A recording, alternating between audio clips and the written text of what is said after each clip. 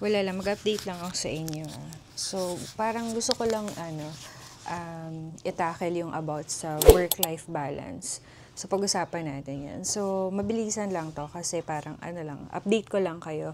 Update kayo per day. So, ngayon is 4 days ako mag-duty today. Usually, nung bago ako, nung nag-umpisa pa lang ako, background lang, nung nagde-training. 6 months pa lang training guys sa pagkabago kayo. Ewan ko kung same sa lahat pero mostly alam ko ganun talaga. So, 6 months training. So, ibig sabihin nun, pag newly hire ka, so, ititrain ka nila ng 6 months. Pero alam ko dun sa mga, kunwari mga traveler, 2 days lang sila yung mga nagta-travel na mga nurses. So, mga naman na yun, mga bihasa na sila. Pero sa mga kagaya natin, lalo na mga foreign educated na mga nurses, yung mga immigrants, ganyan, 6 months. Ibig sabihin, 6 months, meron kang kasamang preceptor. So, sa akin, pinapili ako. Pina-experience muna sa akin lahat kung sino yung available. Tapos, at the end, tinanong ako, sinong gusto mo dahil na-experience mo na lahat? So, ako yung namili.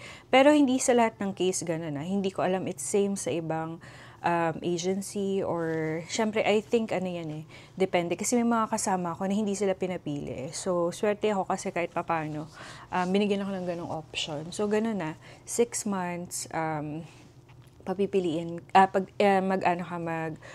o-orient ka. So, first few weeks, observation ka lang. Parang ka lang, may kasama ka. So, dalawa kayo. So, kung libang pasyente yung dalawa, so, sa umpisa, lahat yon kanya. So, ikaw parang shadowing ka lang, mga few weeks. After nun, ang naging sistema namin ng preceptor ko, after ng few weeks na nag-shadow ako sa kanya, nag-handle na ako pa konti-konti. Una isa for ilang couple of days. Tapos, after nun, dalawa, mga ilang couple of days din, hanggang maging 3, couple of days, hanggang maging 4, hanggang sa ako na lang. Pero dalawa pa rin kami. Sa aming dalawa yung dalawang pasyente.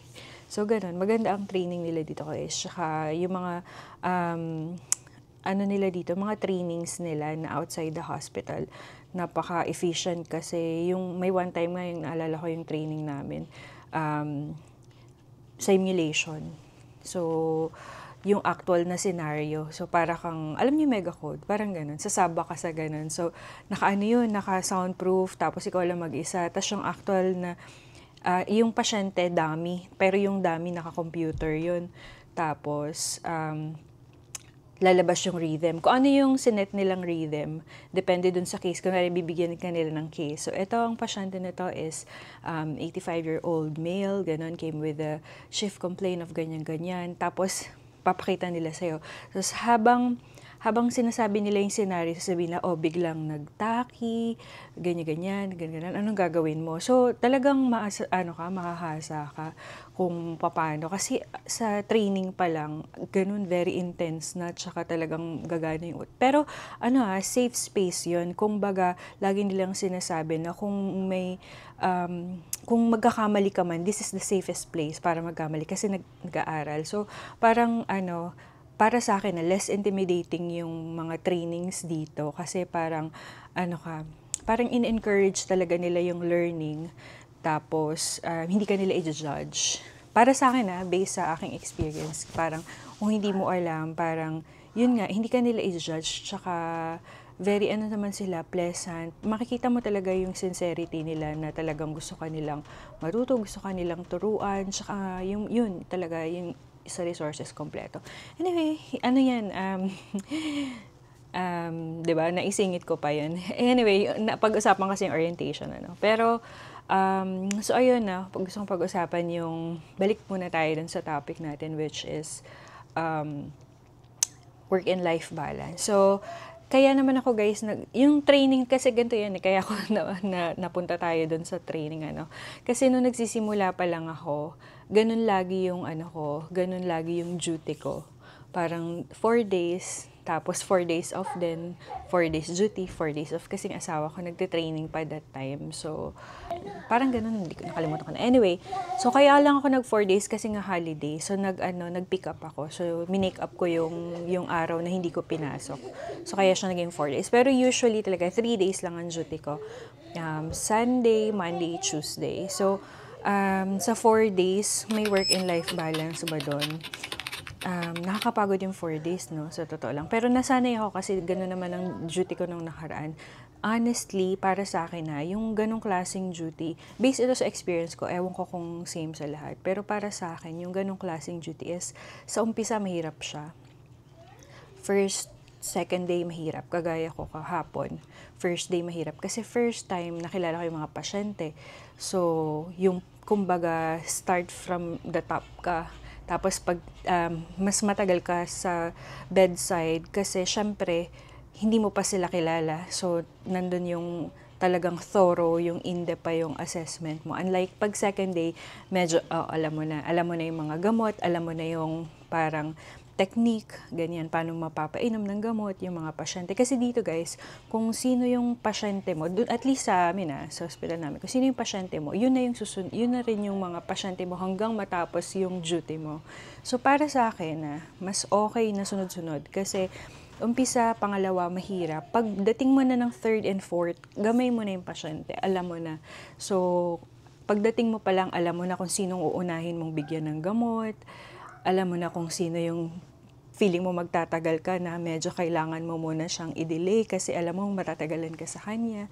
Yung mga ganun. Tsaka dito guys, pag hindi mo, tingin mo, kumbaga, hindi okay yung pasyente, hindi mo siya, kumbaga masyado siya mabigat para sa'yo, pwede mo siyang papalitan. Sa akin kasi kahapon, may isa akong pasyente na sobrang pasaway. Pag mga ganun, pag medyo mga difficult, basta kahit anong reason mo, pwede ka magsabi. Kasi, very, na-appreciate ko dito, no? In-honor nila yung mga request mo. Parang tinitake into consideration nila. Parang kung sa atin, minsan kapag tumanggi ka sa pasyente, parang ang dating sa'yo, hindi mo kaya, mga ganun. Parang i-judge ka, no?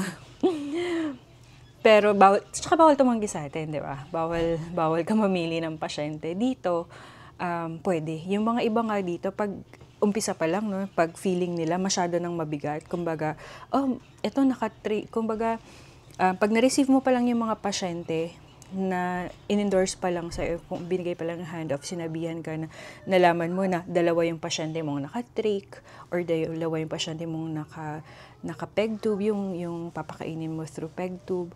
Yung iba, nagsasabi na sila na ayaw nila. So, pinapalitan, ina-adjust. So, ganun dito. Talagang, basta ewan ko, sila, kumbaga, tinatry nila yung best nila para makater lahat. At saka, maging happy yung lahat. At saka, maging, and wini-weigh naman nila. Wini-weigh nila yung request. Pero ako kasi, hindi ako, first day, pag binigay sa akin, hindi naman ako agad na nagsasabi na ayoko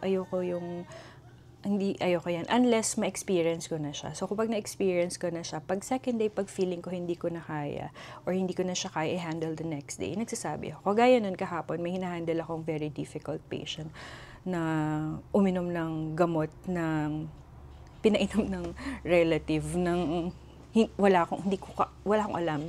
Although sinabihan mo na ganyan, in-explain mo na, pero may ganun talaga, diba? Sobrang kukulit. Tapos na-stress ako kasi medyo difficult talaga siya. Hindi siya compliant, kumbaga. Medyo mahirap yung mga ganun, guys, no? Tapos, basta kumbaga mataas ang acuity niya. So, nagsabi ako sa charge, at so pinalitan naman niya. So, ganun. So, ngayon, medyo busy pa rin, pero kahit papaano, di ba, medyo na-address na yung aking dilemma nung first day ko. So, okay na ako sa 5 kong patient. So, tomorrow, ganun ulit. So, second day ko ngayon, kahapon yung first day ko, second day ko. So, bukas i-update ko ulit kayo ng mangyayari sa akin bukas. So, ayun, share ko lang yung aking day 1. day 2, sorry, day 2 ng experience. So, work and life balance. So, sa ngayon, guys, ano naman, after ng duty ko, uwi ako kahapon medyo maaga, before 8. Ngayon naman past 8 kasi nagkaroon ng problema sa unit, may isang hindi dumating na staff. So, kailangan namin parang kahit papaano medyo alalayan yung mga incoming. So, ayun, minsan may mga ganun din, di mo rin may iwasan talaga. Kasi syempre, di ba, may mga times talaga na may mga unexpected na mga nangyayari na yun, kailangan din natin syempre mag-adjust. Hindi ko sinasabing madali guys dito ha, wala akong sinasabing ganun talaga. Pinapakita ko lang sa inyo yung scenario kung anong mga nagaganap dito. So, ayun nga. So, the next, tomorrow, update ko ulit kayo. Work and life balance after ko ng duty, nakapag-grocery ako, inutusan ako ng asawa ko kasi hindi niya kinuha yung car seat. So, may time pa para doon. Anyway, dito pala sa amin kasi hanggang 11 ng hanggang 11 ng grocery yung Walmart. So, maganda rin kasi para sa mga kagaya natin na medyo late nang nakakauwi, at least, di ba, may mga mapupuntahan ka pa rin. Tapos, pakita ko sa inyo yung life doon sa work ko, di ba, nag-work. Tapos yung life, eto yun. Yan. So, kahit pa paano may time pa tayo para sa hobby. Yeah, talaga pinagpipilitan ko yung mga minis ko sa inyo. So, ito guys, mini brands. Diba, nasabi ko na sa inyo ilang beses nagko-collect ako nito. Tungtuwa kasi ako dito. Alam niyo, nakaka-happy talaga yung mga ganitong bagay. So, parang natuwa naman ako na inutusan pa ako ng asawa ko na magbili ng bigas kasi naubusan kami ng bigas. Kasi, diba, makakasilip-silip ako doon sa mga toys. So, ito kasi guys, konti na lang yung natira eh. So, 4 balls na lang yung natira. Tapos, hiningi ko yung box kasi, ayan, may mga kasama rin siyang toys. Sayang din yan, kaya naman itatapon nila, diba? So, pinapayagan nila ako doon kunin yung box. Basta inubos ko na lahat yung meron sila. So, bukas lang tayo, no? So, papakita ko lang sa inyo na may life. Tapos kahit pa paano pag uwi, nakakapag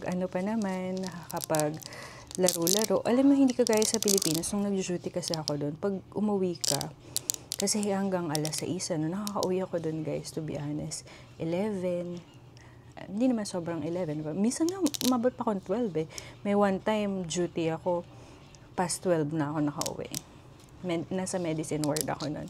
Tapos may pasok pa ako ng alas 6 kinabukasan. So parang natulog lang ako ng 4 hours. Ganun kahirap ang buhay ng ward nurse kasi ako doon guys. Tapos nung nasa OB naman ako, umuwi kami. Parang na talaga, minimum na yung 2 hours. Sa dami ng gawain, sa dami ng pasyente. Di mo naman pwedeng iwan, diba? Buksan natin to guys. Na-excite lang ako. I-share sa inyo tong ko. Wala akong time doon. As in, pag uwi mo, talagang pagod-paguran ka. As in, lupay-pay. Kahit yung mga anak ko, pagdating ko, tulog na. Kaya, alam mo, sabi ko nga, mas matindi pa ako yung mas matindi, daig ko pa yung nagtatrabaho sa ibang bansa. Kasi, parang hindi ko na nakikita yung mga anak ko. Imagine mo, pag uwi mo, gabi na, tulog na yung mga bata. Tapos gigising ka ulit madaling alas, duty ka na naman. Tapos doon, hindi fix ang shift mo, 'di ba? Nag-iiba-iba tayo ng shift. Tapos minsan sleep off ka lang, 'di ba? Uuwi ka ng umaga, tutulog ka. Tapos kinabukasan, morning ka na naman, 'di ba, guys? Mahirap. Pero 'di ba, thankful naman ako kay Lord kasi napanagumpayan. Talagang iniiyak ko 'yun, guys.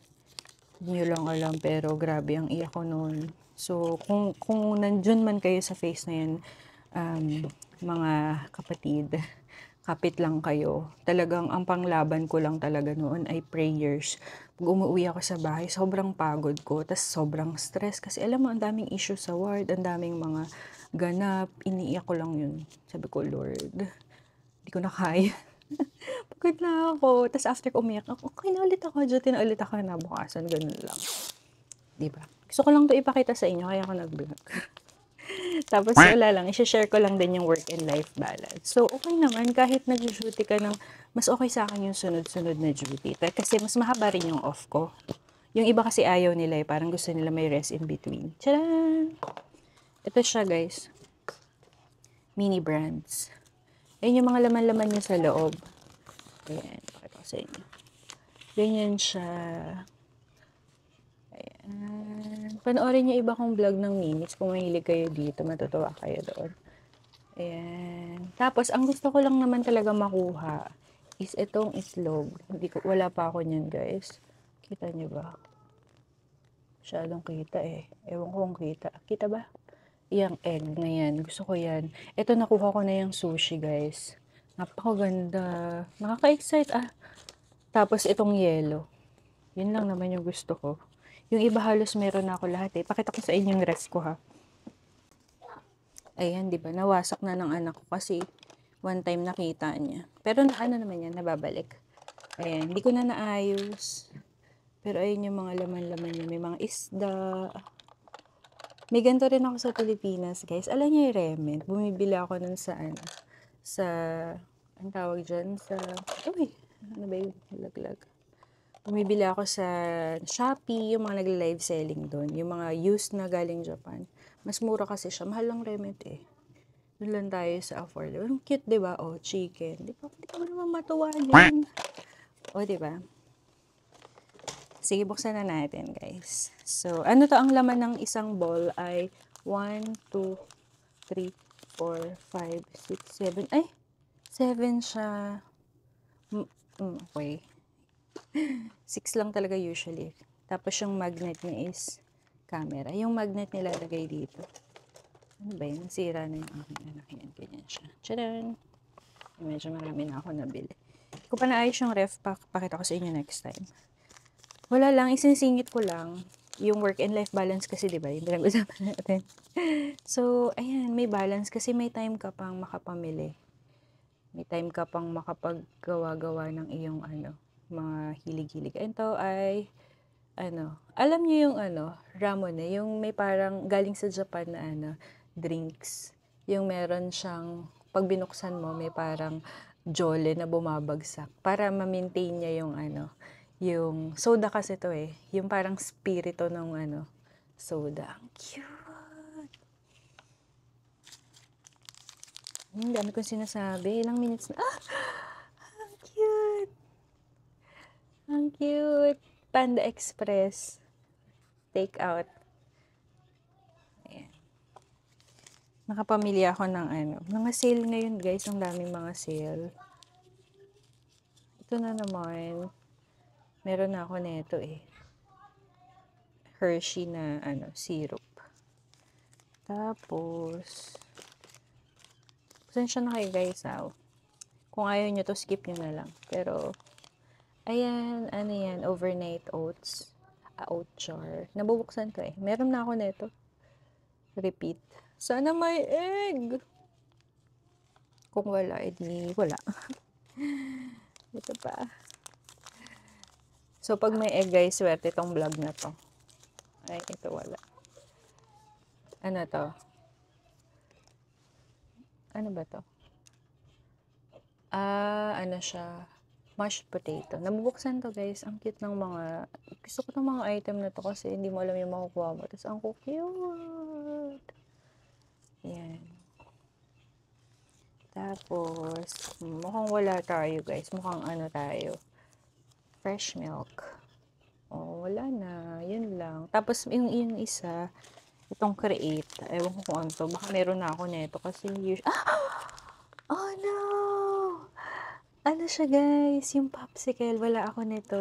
Ay, ang swerte naman. Ayan yung mga fruits niya. Hindi ko nabubuksan kasi medyo Ito, pakita ko yung itsura niya. Ito siya. Tapos may siya. Igagawin mo siya. May kasama siyang resin. Tapos patitigasin mo siya. Ano siya? Ay, swerte. Wala ko niyan. Maganda tong nakuha kong Ayan siya, guys. So, ganyan siya. Popsicle. Anyway, yun lang. Masyado na mahaba ito kasi marami, susunod-sunurin ko tong video na to. Marami akong mga i-share na kaya kong i-share sa inyo. Ayan. So, masaya naman yung araw ko ngayon. Marami kami, 3 kaming Pilipinas. So, magugulo kami. Minsan sinasaway na kami doon. Kasi may ibang unit na bawal magtagalog. Sa unit naman namin, napapatingin na lang sila sa amin. Pero pwede naman kami magtagalog doon. Tapos ayun, masaya kasi 'pag may mga Pilipina kang kasama, 'di ba, may mga kadaldalan ka. So, tawanan lang kami do'n. 'Di naman kami masyadong maingay, pero 'yan, siguro nade-distract sila kasi di nila naintindihan yung pinagsasabi namin. So, ayun lang. That's all for today. So, yesterday, swabe lang din. So, today, medyo swabe yesterday, kahit sinabi ko na kung may pasyente ang makulit. Lahat naman nagagawa ng paraan, guys. Basta marunong ka lang alam mo lang. Ay, yung nga pala, yung experience. Dun sa mga walang experience, kasi may nabasa ako dun sa isang nag-comment na, siya, newly grad, tapos dumiretso na siya dito sa US. Ang sabi ko sa kanya is, lahat naman ng bagay natututunan. So, nung dumating ako dito, ang dami kong, um,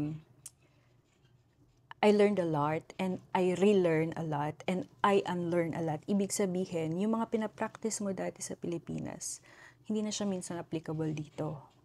Or ang dami kong natutunan and I learn a lot kasi syempre, ang daming bago, 'di ba? Tas I relearn kasi syempre, 'di ba? Minsan iba na rin yung nagiging nakasanayan mong practice. Tas pagdating dito dito sa US, which is standard ang practice, 'di ba? Kailangan mo i-relearn. Though alam mo na 'yan nung dati pa, nung estudyante pa. Minsan pagdating mo dito, iba na. At saka iba na rin yung practice ngayon eh.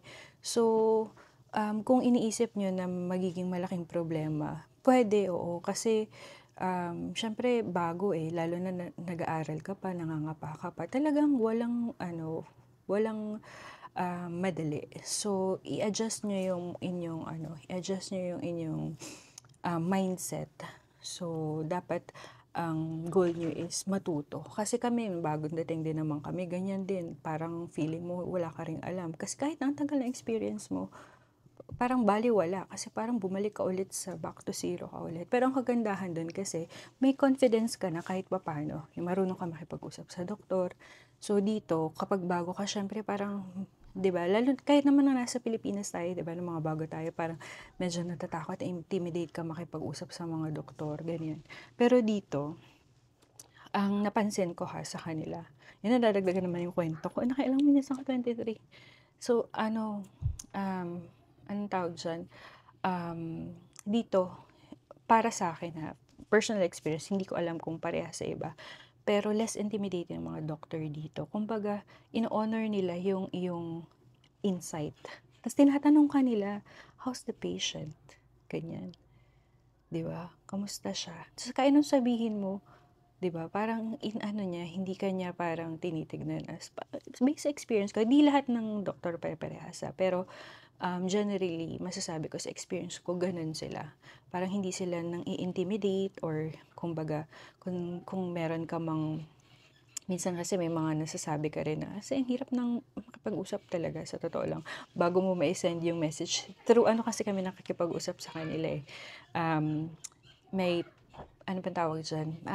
Basta may kami, messaging system kami na nasa computer din na magme-message ka ganyan. Siyempre, kitang-kita yung grammar mo doon, 'di ba? Unlike kung nakikipag-usap ka, pwede mo paikot-ikutin yung mo, 'di ba? Yung sentence mo. Pero pag ganun, dapat kasi short, precise, tsaka, 'di ba? Pero sila, para sa akin sa experience ko, hindi naman sila yung parang nangangain ng ng buhay. So, mababait, tsaka very prime and proper yung mga tao dito. Tsaka parang hindi nila yan hindi sila ano, naghahanap ng away. Tas more on tulungan talaga. Kasi isipin mo tatanungin ka nila, 'di ba? Kung anong tingin mo sa pasyente, kung kamusta siya, ganyan. Parang masarap sa feeling na ka, belong ka, parang sinasama ka sa So, yun naman, no, ang kagandahan dito. Sa Pilipinas din naman, yung ibang mga doktor, ganun. Pero minsan kasi talaga may feel mo na parang, 'di ba, aminin na natin, may ganun eh, na parang, um, doktor ako, ganyan. Pero, no offense sa mga doctor natin sa Pilipinas, naman, kung may mga nanonood man diyan, Pero, naman yun, parang stereotype lang naman yun, 'di ba? Parang gano'n. Anyway, so, Yun lang yung masasabi ko. Ang naha-happy lang ako na ano, parang ini-involve ka nila tapos parang in-honor nila yung mga sinasabi mo, ganyan, ganyan. So ayun, so kung bago kayo, medyo mahirap yun sa part ko ha. Kasi kung wala kang experience, 'di ba? Kaya kailangan mag-ano ka, doble doble effort ka. Kagaya niyan, nagbigay ako ng mga gamot. So, ang daming gamot. Dito guys, lahat ng klaseng gamot binibigay nila sa pasyente. So, lahat, I mean, syempre nga marami silang resources. So, lahat ng pwede nilang ibigay sa lahat ng klaseng condition, binibigay nila. Parang, oh, hindi ka makatae, oh yan, bigay mo relax. Di ka pa makatae, oh, bigay ka ng Sinacot. Oh, ganyan. Ang dami mong problema. Dito ko nga lang din appreciate yung mga gamot dati na nasa libro lang. Tapos dito ginagamit talaga. So, anyway, kasi siyempre available siya, 'di ba? So anyway, kunwari yung pasyente ko kanina, kinikwento ko, mabalik tayo doon, ano, 15 ang gamot. So sa 15 na yun, yung pasyente ko kasi is hypotensive. So bumagsak ang BP. Hindi naman sobrang critical, pero dun makikita yung critical thinking mo, no? Pasok siya sa normal. Pasok siya sa normal. Okay ang MAP. Pero, 'di ba, mag-isip ka, ang baba ng BP niya. Tas ang mga gamot niya, valsartan. Meron kang furosemide 80 milligrams. Meron kang Emdur. Ano pa? Yung mga hinold ko doon. Basta marami. Tas ang ginawa ko, kasi syempre, um, inisip ko mabuti kung alin doon yung mga hindi available. Ay, sorry, kung alin dun yung mga makaka-affect sa blood pressure. So kung hindi ka masyadong experience or kung baga hindi mo masyadong kilala, kasi yung mga gamot na yan, kapag ma-appreciate mo lang siya, pag talagang ano nasa actual ka minsan kasi pag nasa libro, hindi mo siya masyadong ma-appreciate unless ginagamit mo na siya. So doon na pumapasok yung experience. So alin dito sa 15 na 'to, 'di ba? Minsan yung iba bigay mo na lang, wala ka ng pake, 'di ba? Pero isipin mo, 'di ba? Minsan kasi may mga doktor na naglalagay sila ng parameters. Ang ibig sabihin ng parameters, kunwari, hold for BP less than 90. Systolic BP, SBP of less than 90 and diastolic of less than 60. Pero paano pag walang ganun? 'Di ba? Kagaya niyan, wala siyang nilagay. Kasi doon guys, automatic, yung blood pressure pala dito ng mga pasyente, yung mga vital signs nila. Pag kinuha yun, iscan mo kasi yung ano ng pasyente, yung ID band. May parang barcode doon. Tapos, yung ano nila, kada room kasi may ano may anong tawag dyan, yung pangkuha ng ano, um, pang vital signs yun.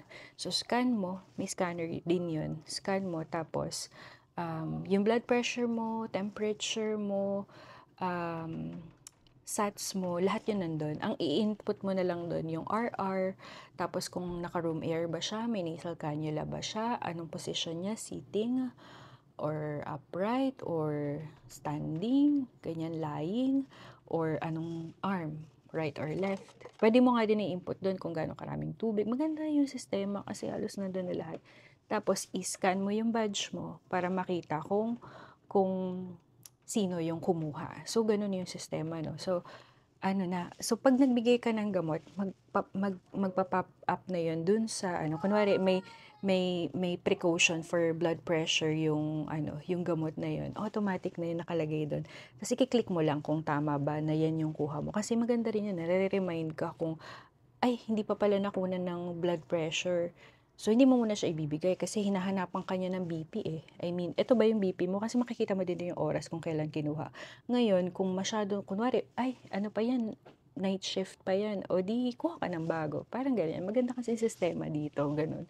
Maganda sa computer kasi lahat, ano, ultimo, ano, blood sugar, inisiscan din yung pasyente, tapos badge mo kung sinong kumuha, ganyan. Tapos, nasushoot na yun sa system. So, makikita mo na yun sa computer mo. So, ganun. So, 'di ba? Doon na papasok yung ano mo, critical thinking mo, yung experience mo. So, kung nagtatanong kung mahirap ba? Yes. Yes, mahirap. Mahirap siya in a sense na, 'di ba? Unless na lang talaga, 'di ba? Pinaghandaan mo. So, kailangan talaga preparation.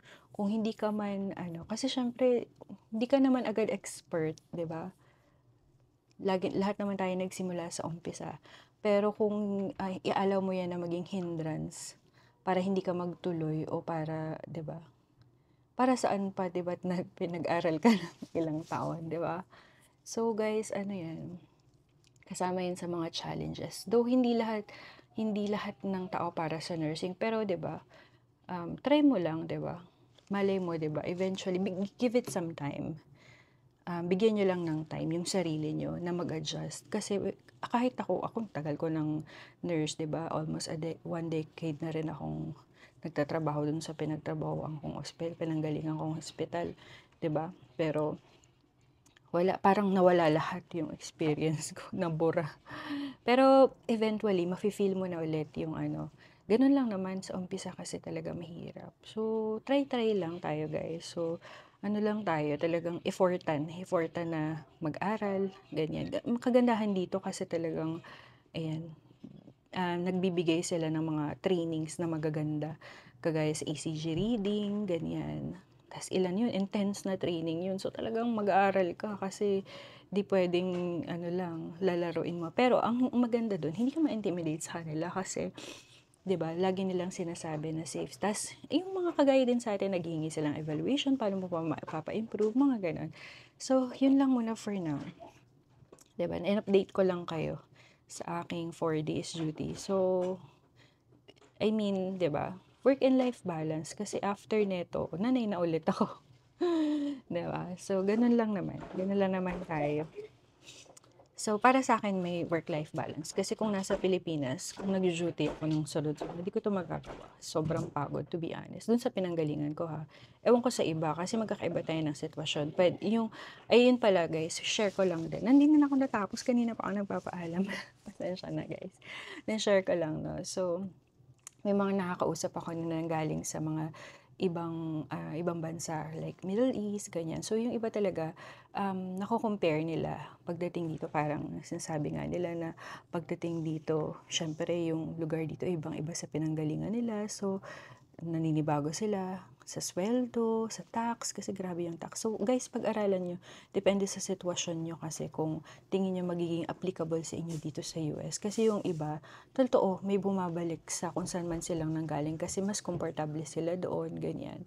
So, kung anong sitwasyon nyo, marami naman kagaya nito, yung mga nagbibigay ng mga insight sa ano, pwede kayo mag-check sa Lifora, mga ganyan experience. Pero, ang sa akin lang personally, ang US kasi very, ano tawag diyan, very generous pagdating sa mga nurses. Kasi imaginein mo kasama mo agad yung family mo. Tapos citizen kayo agad, 'di ba? I mean sa ibang lugar makukuha mo ba 'yun, 'di ba? Pero kung hindi mo naman bet maging citizen, I mean, 'di ba? Okay lang. Pero kasi 'di ba sa ibang bansa hindi sila gano'n hindi sila gano'n ka-generous compared sa US. So 'yun lang mga kagandahan sa US. So kailangan mo lang talagang endure, ganyan. Ma-endure lang. Ayun, talagang pagdadaanan mo yung hirap. So kailangan siguro yung mindset natin ang i-adjust natin. Kasi kung iisipin mo pagdating dito akala mo ay okay ng lahat, guys, no. Kahit saan ka, di mas okay na maghirap ka na, 'di ba? Para sa akin mas okay na maghirap ka ng alam mo na, yung paghihirap mo is nasusuklian. At saka 'di ba, maganda dito guys ang ano, opportunity sa mga nurses. Kasi nung pagdating ko, yung mga nurses parang doktor. O 'di ba? May, nurse practitioner. Hindi sila namamasyente. Hindi sila, nagbe-bedside, nagrereseta ng gamot. Parang doktor. Tas yung tumitingin sa'yo sa OPD, nurse practitioner. O 'di ba nakaka-proud na marami tayong ano, opportunity. Tapos yun, puwede kang mag-nurse anesthetist, mga ganyan. Marami kang puwedeng puntahan. I mean, hindi ka lang nalilimit sa isa. So, maraming opportunity dito para sa mga nurses. So, kung may mga bala kayo na i-further yung inyong career, magandang lugar, tsaka magandang ang opportunity na binibigay ng US. Yun ay para sa akin ha.